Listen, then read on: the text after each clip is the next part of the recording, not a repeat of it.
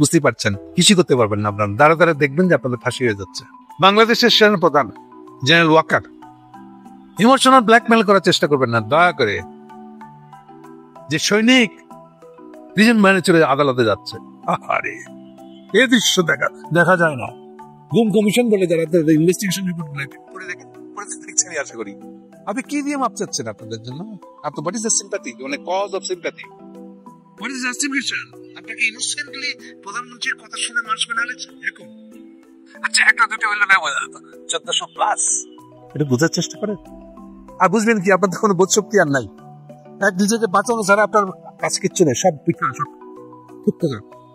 আচ্ছা আপনার কাছে। আমি বুঝি আজকের দিনটা আপনার জন্য খুব কষ্টের, যেটা একদিন আপনি আশা ভরসায় বসেছিলেন। আপনি একে তাকে বলবেন আপনাদের সাথে কি কথা ছিল, আর আপনারা সবাই আমার বিরুদ্ধে চলে গেছেন। ইয়েস, আপনার বিরুদ্ধে যাবে। দুনিয়ার কেউ অপরাধের সঙ্গী হতে চায় না, সাথ দেয় না, দিবে না। দিন গুনেন যে আপনার মামলাটা কবে আসে। এই ইস্যুটা জেনারেল ওয়াকারকে নিয়ে পরেরটা একটু পরে আসছি ডিটেলে। প্রথম যে ঘটনাটা আজকে সকালের মধ্যে ঘটে গেছে, আপনারা জানেন গত 2-3 দিন আগে আইসিটি কোর্টে তাজুল, চিফ প্রসিকিউটর, উনি একটা ঘোষণা দিচ্ছিলেন আগামী 1 সপ্তাহে বাংলাদেশে বিরাট কিছু ঘটবে টাইপের। অনেকে বুঝে নেই, অনেকে খুব গুরুত্ব দিয়েছে, কিন্তু এক্স্যাক্টলি কি ঘটবে বুঝে উঠতে পারছিল না। পরের দিন, তার 1-2 দিন পরে উনি আরেকটা ব্যাখ্যা দিয়েছিলেন যে দীর্ঘদিন ধরে গুমের কোনো বিচার এখন পর্যন্ত হয় নাই, শুরু হয় নাই। গুমের মামলাগুলা আদালতে পেশ করা এখনো হয় নাই।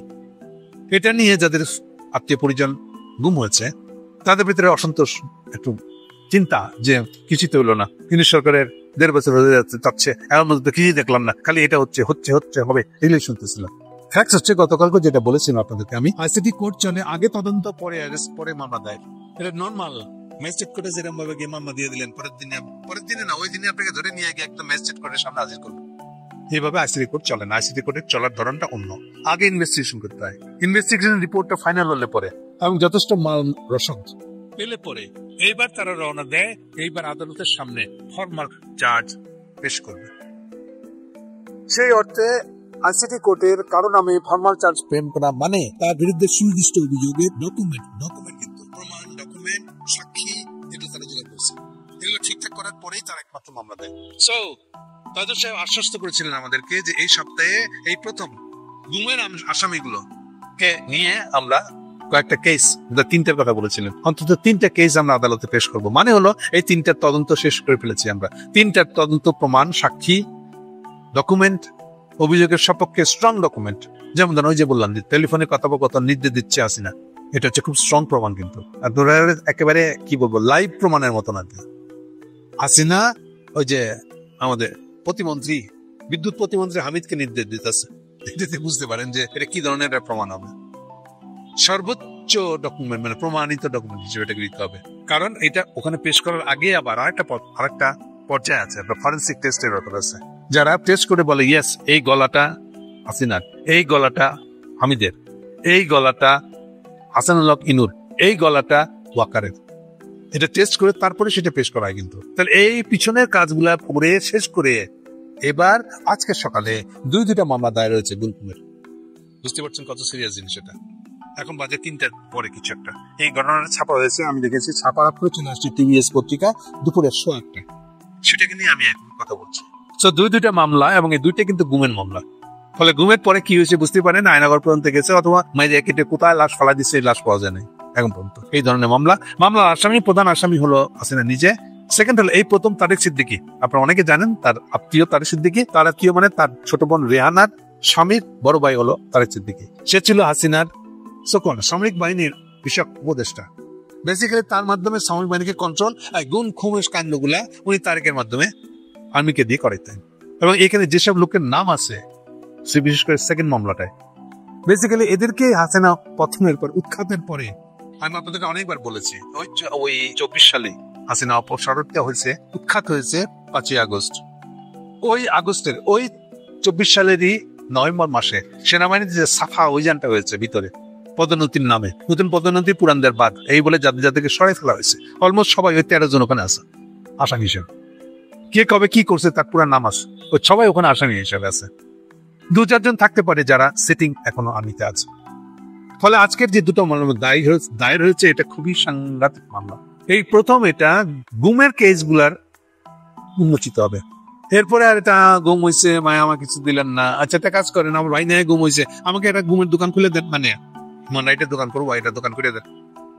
এই জানতো লোকেরা আছে।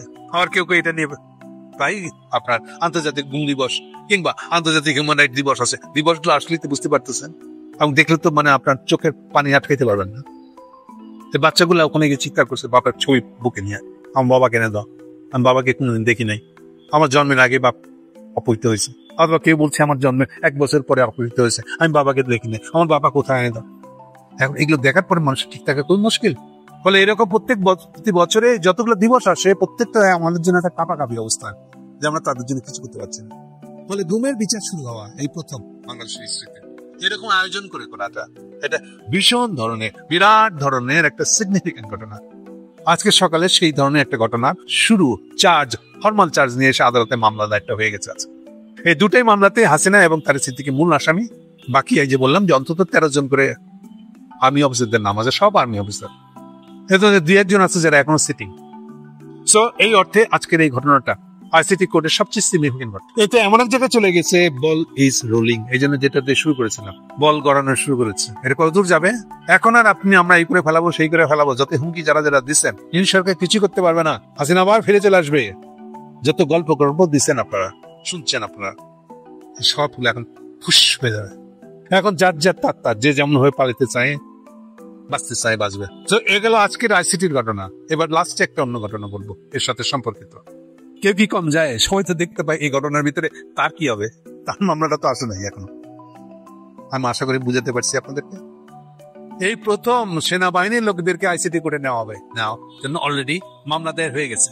একদিন মনে করা হতো, আর্মিও মনে করেছে, সেনা প্রধান ওয়াকার সাহেব আমাদেরকে ধারণা দিয়েছে, উর্দি প্রিজন ভ্যান আদালতে নিয়ে যাওয়া হচ্ছে, আহা এই দৃশ্য আমি দেখতে পাই না, তা প্রাণ পড়ে যাচ্ছে একেবারে। উর্দির জন্য মায়াটা দেখে না, প্রিজন ভ্যানে করে আসামি হিসেবে কোর্টে যাচ্ছে, দেখা যায় না এই দৃশ্য। এই বক্তব্যটা যে একটা সৈনিকের জন্য সবচেয়ে অপমানজনক বক্তব্য, ইনসাল্টিং বক্তব্য। আপনি একটা অপরাধ করছেন, অপরাধের পক্ষে আপনি আর্গু করতেছেন, আপনি সেনাপ্রধান, আপনাদের বাসার চাকর হওয়ার যোগ্য না, আপনার নিজের মান সম্মান বলে কোনো ধারণা নাই, সৈনিক শব্দের অর্থ বুঝেন না, তাৎপর্য বুঝেন না। আপনি সৈনিক হয়েছেন, সেনাপ্রধান হয়ে গেছেন। সেনাপ্রধান হয়ে গেলে কি আপনাকে ধরে নিতে হবে যে সৈনিকদের কোনো অপরাধ নাই? সৈনিকদের অপরাধ হলে আপনি কি করেন? ওর প্রশ্ন করেন না কেন? করেন তখন বিয়ে হয় না, আপনার জাগরুক হয় না যে আপনার উর্দি আর প্রিজন ভ্যান এগুলো খারাপ লাগে না? তখন মানে কি সৈনিক মানে কি? তার কোনো অপরাধ নাই, এটা বলতে যাচ্ছেন? এই ধারণা আপনি কবে পাইছেন? আপনাকে ক্রিমিনাল যারা এই কথা বলে, এই ধারণা ছড়ায়, তারা ক্রিমিনাল একটা, তারা সৈনিক তো দূরের কথা।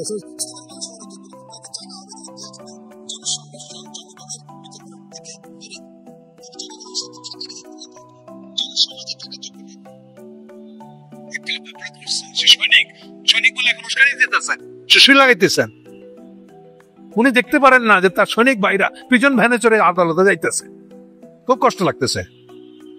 আমরা বুঝি না এগুলা, ডং মারায় না। আপনি ওই সৈনিকের ভিতরে, ওই প্রিজন ভ্যানের ভিতরে আপনাকে দেখতে পাচ্ছেন। আমরা জানি না 1400+ হত্যার দায়কে হুকুমার আসামি আপনি না? আপনি 1 নম্বর হুকুমার আসামি, প্রথম আসামি হাসিনা। হাসিনার কাছে অর্ডার দিয়েছে আপনাকে 16 তারিখের পর থেকে, 16 তারিখ থেকে জুলাইয়ে, এবং আপনি আপনার হুকুমে নিচের লেভেলের সমস্ত অফিসাররা লোক মারতে গেছে, সেটা হেলিকপ্টার থেকে হোক আর ডাইরেক্ট হোক, রাস্তার মধ্যে শুয়ে থেকে ফায়ার করতেছেন চোখ বন্ধ করে। এগুলো ভিডিও নাই? সঠিক মারান সৈনিকের জন্য পরাণ পড়ে যায় আপনার। হ্যাঁ, ফাঁসির দড়ি দেখতে পাচ্ছেন আপনি নিজের জন্য, এই জন্য আপনার কষ্ট লাগতেছে। এখন আর সৈনিকের ইমোশন তুলে আপনি ডাকতে চাইতেছেন, আপনার দিন শেষ, ফাঁসি বেজে গেছে। আজকে সকালে যে 2টা মামলা দেওয়া হয়েছে, এটা থেকে বুঝতে পারতেছেন এক্স সৈনিক, চাকরিচ্যুত সৈনিক, কোন জেনারেল হোক আর এখন সেনাবাহিনীতে থাকা লোক হোক, যেই হোক না কেন, এরকম প্রত্যেকটা কেস এখন আর আদালতে উঠবে না। এই অবস্থায় পৌঁছে দিতে পারছি আমরা বহু কষ্টে। আপনার মতন লোকের এই ধরনের মিথ্যা কাজ কারবার, বাধা সৃষ্টি, নিজেদের ক্ষমতাকে অপব্যবহার। আমরা জানি না যে আপনি তাজুলকে ডেকে নিয়ে বকা দিচ্ছেন, বলে দেন নাই যে এগুলো আপনি অ্যাপ্রুভাল না দিলে হবে না, সেজন্য এগুলো দিকে না আগায়, বলছেন না? সব খবর রাখি আমরা। এটা একটা সৈনিকের কাজ হয়েছে, এটা ন্যায়, এটা ন্যায়ের কাজ। এটা দিয়ে আপনি একটা সেনাবাহিনী রক্ষা করতে পারবেন নাকি এটা সৈনিকতা? সৈনিকতার অর্থই তো আপনি এখনো বোঝেন নাই। আজকের দিনটা আপনার জন্য রিমার্কেবল। আপনি ফাঁসি ধরে অনেক কাছাকাছি চলে গেছেন আজকে দিনটা, তাই বলতেছে আপনাকে। ফলে স্বভাবত এখন আপনি হাত পা ছুটবেন, আপনার প্রেশার হাই হয়ে যাবে, রুগী হয়ে যাবেন, আপনার ব্লাড সুগার বেড়ে যাবে, এখন অস্থির হয়ে উঠবেন, কখন কাকে কি বলবেন কোনো কিছু ঠিক থাকবে না, হাউতাস করবেন, বেড়াবেন, আত্মহত্যা অসুস্থ হবে। কিন্তু আমি জানি এগুলা, কিন্তু নিশ্চিত থাকেন বিচার আজকে যেটা শুরু হয়েছে এটা আপনার বিচার না করে যাবে না, ফাঁসির দড়ির তত কাছে আপনি চলে যাবেন। আমি মনে করি না যে আপনাকে কেউ বাঁচাতে পারবে। আপনি অলরেডি হুঙ্কার দিয়েছেন পলিটিক্যাল পার্টির কাছে আপনাকে ইনডেমিনিটি, হ্যাঁ, মাপ নিয়ে আসবেন আপনি তাদেরকে, ইনডেমিনিটি। আচ্ছা, একটা সিম্পল আর্গুমেন্ট দেন তো দেখি, আপনারা কি করছেন যে আপনাদেরকে ইনডেমিনিটি দিতে হবে? না বুঝে হাসিনার অর্ডারে মানুষ মনে হারাইছেন, এটা বলছেন? আপনারা কি দুগ্ধপোষ্য শিশু, মায়ের কোলে দুধ খান এরকম শিশু? হ্যাঁ, হাসিনা বললো আর আপনি একদম প্রাণঘাতী অস্ত্র নিয়ে তাকে শুট করে দিলেন, তাকে আয়না ঘরে নিয়ে গিয়ে আপনি চাপকায় সোজা করে দিলেন। তাদের ওয়াইফকে, মেয়েদেরকে নিয়ে যে কি করছেন আপনারা, এগুলো খবর বেরোচ্ছে না এখন? গুম কমিশন বলে যারা তাদের ইনভেস্টিগেশন রিপোর্ট গুলো একটু পড়ে দেখেন, পড়ে দেখছেন আশা করি। আপনি কি দিয়ে মাপ চাচ্ছেন আপনাদের জন্য? আপনার হোয়াট ইজ দ্য সিম্প্যাথি, মানে cause of sympathy, what is justification? আপনাকে ইনোসেন্টলি প্রধানমন্ত্রীর কথা শুনে মানুষ মানে হালেছেন এরকম? আচ্ছা, একটা দুইটা হইলো না বোঝা যেত, 1400 প্লাস, এটা বোঝার চেষ্টা করেন। আর বুঝবেন কি, আপনাদের কোনো বোধ শক্তি আর নাই, নিজেকে বাঁচানো ছাড়া আপনার কাজ করছে না, সব কাজ আপনার কাছে। আমি বুঝি আজকের দিনটা আপনার জন্য খুব কষ্টের, যেটা একদিন আপনি আশা ভরসায় বসেছিলেন। আপনি এত তাকে বলবেন আপনাদের সাথে কি কথা ছিল, আপনার সময় আমার বিরুদ্ধে চলে গেছেন। ইয়েস, আপনার বিরুদ্ধে যাবে। দুনিয়ার কেউ অপরাধের সঙ্গী হতে চায় না, সাথ দেয় না, দিবে না। দিন গুনেন যা আপনার মামলাটা কবে আসে। ইমোশনাল ব্ল্যাকমেল করার চেষ্টা করবেন না দয়া করে। যে সৈনিক দুজন মানে চলে আদালতে যাচ্ছে, আরে এই দৃশ্য দেখা যায় না। ইমোশনাল ব্ল্যাকমেল করেন না, ছোটখাটো না।